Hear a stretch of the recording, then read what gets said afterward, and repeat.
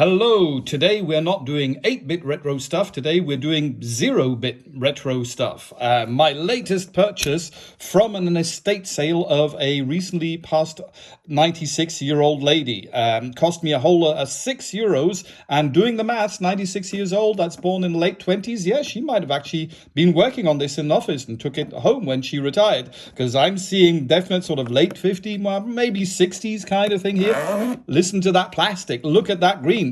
What is it? It's a Remington calculating machine. And what does it allow you to calculate? Well, you can do plus, minus, multiplication, and you can do totals and subtotals. What about division, you ask? Well, division is used to calculate taxes, which is godless communism, and is used to calculate interest, which is usury according to the good book. So no division for you.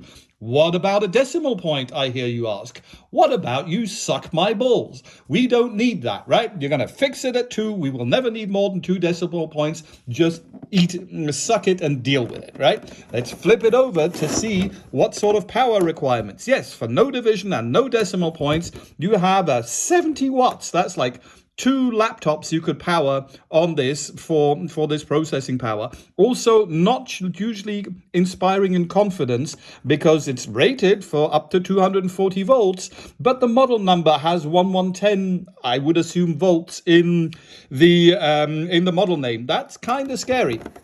And for all this expensive money, what do you get inside? Well, it's actually mostly plastic. Most of the gears are actually plastic. I suspect it's nylon. There was a plastic belt around these gears, which has disintegrated since I bought it. And that's what you get. You get an electric motor that turns this thing that makes the whole world go round. Now, if you see this as your baseline, you now understand why electronic calculators were such a big deal. When the Japanese managed to make those in masses and cheap, this is what they were competing against, and that destroyed this entire industry. So no more Remington for you. So yeah, I shit on this device and this generation of electromechanical consumer calculators, but you got to respect, right? This is the thing that was powering the economy that put human beings on the moon.